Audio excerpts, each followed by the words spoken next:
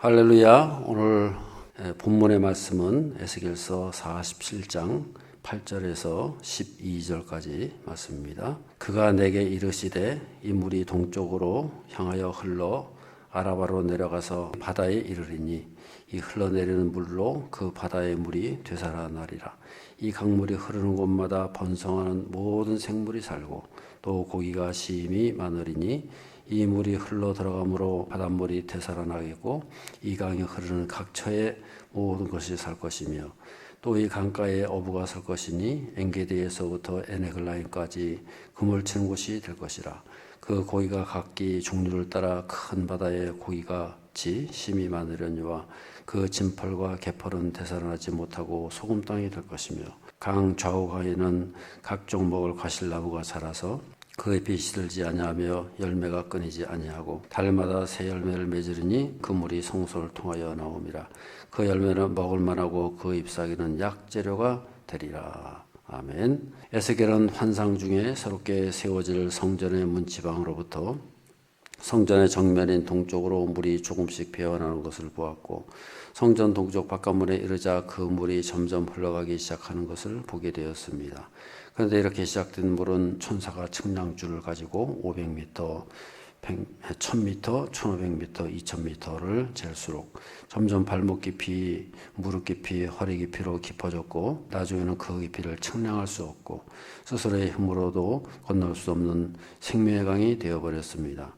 그리고 그 강 좌우에는 잎이 시들지 않고 열매가 끊이지 않으며 달마다 새 열매가 맺히는 나무들이 심히 많아졌습니다. 여기서 성전에서 흘러나오는 생명의 강은 말씀을 상징합니다. 그리고 성전의 정면의 동쪽으로 물이 흘러 결국 생명의 강이 된다는 것은 성전 정면을 향해 뻗어 있는 시온의 대로인 예배와 성전 동쪽에 군기를 세우고 있는 유다 지파인 찬양이 이 강의 수로로 사용된다는 점을 잘 보여줍니다. 또한 하나님께서 이와 같은 예배와 찬양을 측량줄을 재신다는 것은 그것만큼을 우리에게 기업으로 준다고 하는 의미도 담고 있습니다. 그 자기 뜻과 자기 의가 많을 때 하나님은 다림줄을 내려 그것을 무너뜨리지만 예배와 찬양이 많을 때 하나님은 측량줄로 재어 그것을 우리에게 유산으로 상속해 주신다는 것입니다. 한편 하나님은 에스겔에게 인자야 내가 이것을 보았느냐 하며 묻고 계십니다. 이것은 하나님의 말씀이 당장은 미미해 보이지만 결국은 거대한 생명의 강이 된다는 점을 직시하라는 의미이며 다른 편으로는 이 말씀이 막힘없이 흐르게 하기 위해 점점 더 자기 뜻과 자기 의라는 수로의 거침돌들을 제거하고 예배와 찬양에 집중해야 함을 환기시키는 것입니다. 이처럼 예배와 찬양의 수로를 통해 말씀이 막힘없이 흐르기만 하면 이 생명의 강은 사회까지 흘러들어가게 되고 그 결과 죽었던 사회보다는 모든 생명체가 살아나서 번성하는 장소로 변하게 될 것입니다. 그러나 사회가 번성할 때 생긴 저지대의 못과 웅덩이는 영원히 회복되지 못할 것입니다. 여기서 진펄과 개펄은 하나님의 말씀을 의지하지 않고 자기의 힘과 지혜로 스스로를 변화시킬 수 있다고 믿는 자들을 가리킵니다. 성경은 이들 향해 다음과 같은 저주를 선언하고 있습니다. 여호와께서 이와 같이 말씀하시니라. 무릇 사람을 믿으며 육신으로 그의 힘을 삼고 마음이 여호와에게서 떠난 그 사람은 저주를 받을 것이라. 그는 사막의 떨기나무 같아서 좋은 일이 오는 것을 보지 못하고 광야 간주한 곳 건건한 땅 사람이 살지 않은 땅에 살리라. 참된 신자는 예배와 찬양의 수로가 되어 생명의 말씀이 막힘없이 흐르게 하므로 죽음의 사이까지 살리는 사람입니다. 아멘. 질문을 보겠는데요. 교재에 나와 있는 질문은 하지 않고 제가 따로 준비를 했습니다. 첫 번째 질문, 오늘 본문에서 표현되는 생명의 강은 무엇을 뜻합니까? 오늘 본문에서 나오고 있는 생명의 강은 무엇을 의미하느냐, 그런 질문입니다. 그것은 바로 생명의 강은 말씀을 상징한다는 거죠. 이 교재에도 우리가 읽은 내용 중에서 이제 맨 위에 딸락 보시면 거기 나오잖아요. 생명의 강은 말씀을 상징한다. 그 말씀을 상징하는 것이 어디서부터 나오느냐? 성전 이 틈, 거기서부터 나온다는 거죠. 두 번째 질문입니다. 이 생명의 강의 기원은 어디입니까? 이 생명의 강이 지금 여기 우리가 읽은 성경 본문에서는 하나의 바다를 이루었다는 거예요.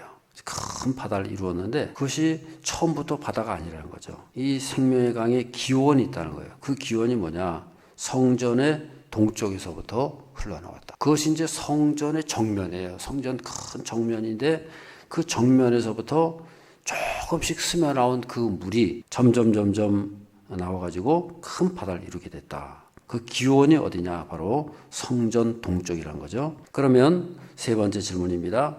이 생명의 강의 특징이 뭐냐? 특징이 무엇입니까? 그거예요. 특징이 뭡니까, 여러분? 한마디로 확장성이 있다는 거예요. 그 성전에서 물이 흘러나와가지고 조금씩 스며나오던 것이 나중에는 가면 갈수록 점점 확장이 되더라는 거죠. 그래서 어떻게 확장되어 가요? 처음에는 아주 미미한 정도로 스며 나왔다 그렇게 말하고 있어요. 에스겔서 47장 1절에서 7절까지 말씀을 한번 쭉 읽어보시겠습니다.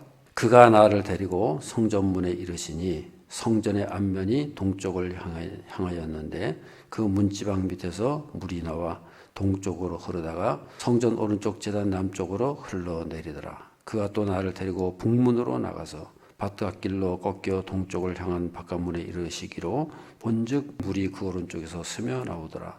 그 사람이 손에 줄을 잡고 동쪽으로 나가며 천척을 측량한 후에 내가 그 물을 건너게 하시니 물이 발목에 오르더니 다시 천척을 측량하고 내게 물을 건너게 하시니 물이 무릎에 오르고 다시 천척을 측량하고 내게 물을 건너게 하시니 물이 허리에 오르고 다시 천척을 측량하시니 물이 내가 건너지 못할 강이 된지라. 그 물이 가득하여 헤엄칠 만한 물이요 사람이 능히 건너지 못할 강이더라.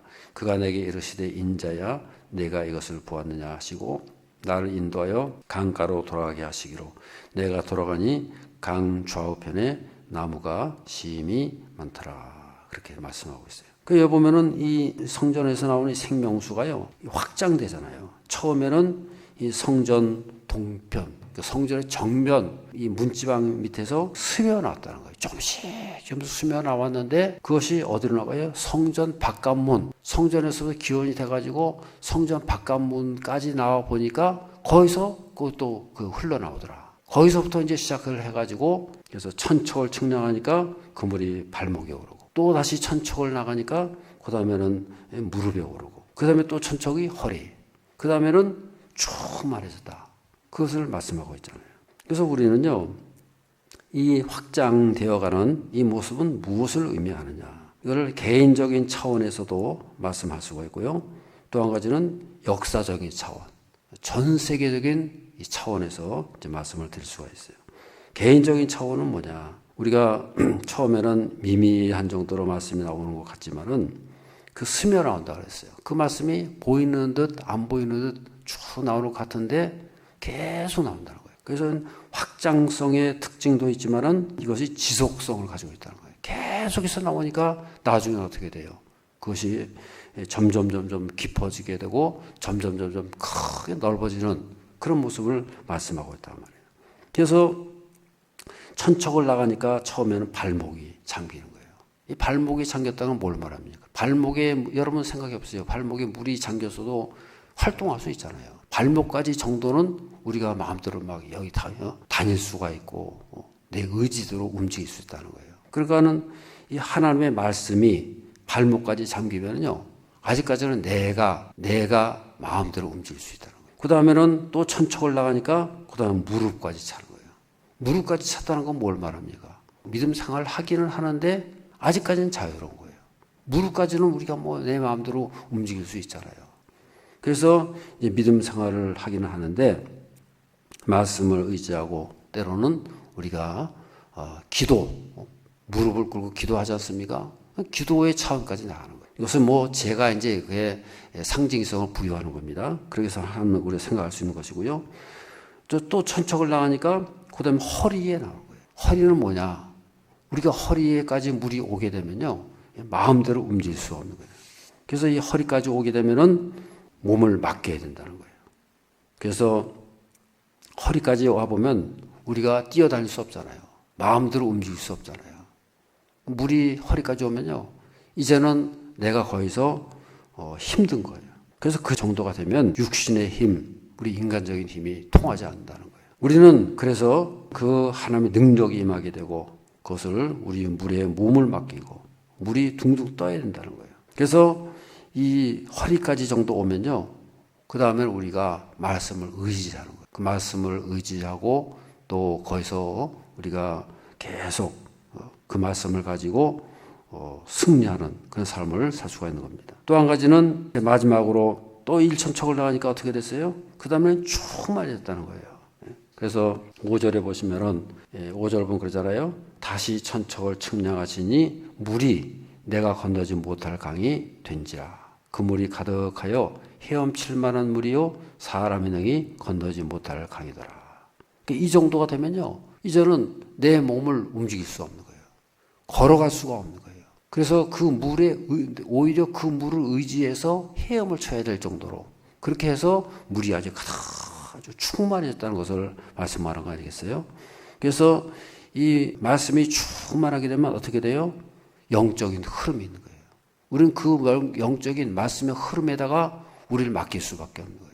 그렇게 될 때에 그 말씀의 지배를 받게 되고 그 말씀이 우리를 다 이끌어가게 되는 그런 삶을 말씀하고 있는 것이죠. 말씀이 충만하게 되면요, 우리는 거기에 나를 주장할 수 없는 것이고 온전히 하나님의 말씀이 우리를 이끌어가고 그 앞에 순종하게 되고 우리의 물질, 우리의 생명, 우리의 모든 삶이 그분의 손 안에서 모든 것이 움직여지게 된다는 거예요. 그래서 온전한 헌신, 온전한 감사가 거기서부터 나오게 된다 하는 것을 우리가 이제 생각해 볼 수가 있겠어요. 지금 이렇게 이제 이 말씀이 점차적으로 확장되어가는 그 모습은요, 우리의 개인적인 차원에서 우리에게 적용을 해볼 수가 있는 것이죠. 또 한 가지는 이 역사적인 차원, 전 세계적인 차원에서 이것을 우리가 이제 이게 적용을 해볼 수가 있는 거예요. 이 물이 바다를 덮은 같이 온 땅에 처음에는 이것이 성령의 역사가 아니겠어요? 성령의 역사를 보시면은 사도행전에도 보면은 이 성령의 역사가 점차적으로 계속해서 진행되지 않습니까? 예루살렘에서 시작된 오순절 다락방의 그 성령의 역사가 처음에 어떻게 돼요? 예루살렘부터 시작해가지고 온 유대와 그 다음에 사마리아와 그 다음에 땅끝까지 이르러 증인이 될 것이다. 성령의 역사도 그렇게 확장성을 말해주잖아요. 그와 같이 이 말씀의 역사와 동일하게 진행되는 거예요. 그래서 처음에는 발목, 무릎, 허리, 충만 그렇게 나갔듯이 물이 바다를 덮은 같이 온 세상에 하나님의 말씀, 하나님의 진리가 충만해지더라.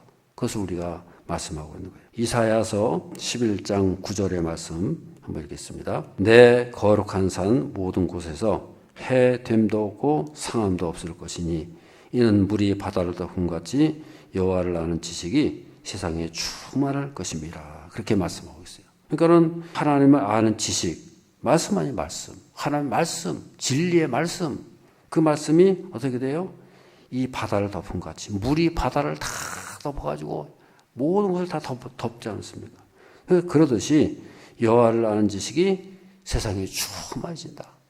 그런 세계가 된다는 거예요. 이사야서 11장 6절에서 8절까지 말씀을 제가 봉독하겠습니다. 그때에 이리가 어린 양과 함께 살며 표범이 어린 염소와 함께 누우며 송아지와 어린 사자와 살찐 짐승이 함께 있어 어린아이에게 이끌리며 암소와 곰이 함께 먹으며 그것들의 새끼가 함께 엎드리며 사자가 소처럼 풀을 먹을 것이며 젖먹는 아이가 독사의 구멍에서 장난하며 젖된 어린아이가 독사의 굴에 손을 넣을 것이라. 이것이 바로 그때라는 거예요. 그때. 6절에 보면 그때에 그러잖아요. 그때가 언제예요? 하나님을 아는 여호와라는 지식이 세상에 충만해진 그때. 그때가 되면은 이런 세상이 온다는 거예요. 이런 세계가 이루어진다는 거예요. 어떤 세계요? 이리와 어린 양이 함께 먹고 표범의 어린 염소와 함께 누우며 송아지와 어린 사자가 함께 있고 다 함께. 함께라는 건 뭘 말하는 거예요? 모든 것을 초월하는 거예요. 모든 것이 하나가 되는. 경계가 무너지고 장벽이 무너지고 여기 보면 암소와 곰이 어떻게 함께 있어요? 암소하고 곰이 있으면은 곰이 다 잡아먹는 거 아니겠어요? 그게 이 세상 아닙니까? 근데 그런 세상이 이제는 다 하나가 돼가지고요. 젖먹는 아이가 독사의 구멍에 장난하며 독사의 구멍에 장난해도 안 죽어요. 독사한테 물려도 안 죽어요. 물지도 않고 해됨도 없고 상함도 없고. 그래서 9절에 보면 뭐라 했어요? 내 거룩한 산 모든 곳에서, 거룩한 산이 뭐예요? 성전이 있는 곳 모든 곳에서 해됨도 없고 상함도 없을 것이니, 해됨도 없고 상함도 없다는 거예요. 거기는 뭐 눈물도 고통도 없고, 옛날 같으면요 다 그냥 서로 싸우고 막 때리고 갈라지고 불행과 저주와 눈물과 고통이 있었는데, 이제 이때가 그때가 되면요 모든 곳에서 해됨도 없고 상함도 없고 눈물도 고통도 없는 그런 세계가 온다는 거예요. 그때가 언제예요? 바로 물이 바다를 덮은 같이 여호와를 아는 지식이 세상에 충만한 때, 바로 그때가 되면은 이런 세계가 이루어지게 된다. 이것이 바로 우리의 소망 아니겠어요? 그래서 우리는 이 시대, 이 세계를 바라보면서요, 이러한 꿈과 비전을 가지고 하나님께서 이루시고자 하는, 이건 바로 하나님의 뜻 아니겠어요? 하나님께서 큰 깊은 섭리와 뜻이 있는데, 하나님의 나라가 바로 이런 나라라는 거예요. 하나님을 아는 지식이 충만한 그 나라. 그래서 여기 말씀도 에스겔서도 그런 거 말씀하는 거 아니겠어요? 그래서 그 시온, 그 큰 바다를 이루는 하나님 지식이 충만한, 말씀이 충만한 그런 시대가 어디서부터 시작되느냐? 바로 성전에서부터 시작되는 거예요.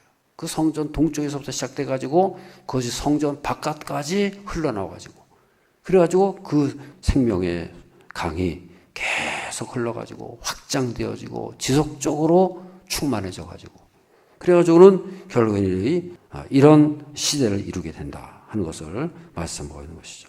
그래서 우리는 이 말씀을 늘 가까이 하고 말씀을 의지하고, 우리가 우리의 삶을 살아갈 때에 우리는 모든 삶이 건강해져요. 말씀 따라 살아갈 때에 우리가 발목까지 말씀이 채워지게 되고, 그 말씀이 무릎까지 오게 되고 또 허리까지 오게 되고, 그래서 우리가 그 말씀이 우리 큰 충만한 역사를 이루어가지고 우리가 그 말씀을 따라 열매 맺고 말씀에 순종하고 말씀의 이 세계에서 우리가 헤엄을 치고, 그래서 말씀의 충만한 역사를 우리가 누리면서 살아갈 수 있는 그런 삶이 되어야 할 줄로 믿습니다. 그래서 그런 꿈과 비전을 가지고 늘 위해서 기도하고 그 말씀을 의지하고 끝까지 달려가고 승리의 삶을 살아가는 저 여러분의 삶이 되어야 할 줄로 믿습니다.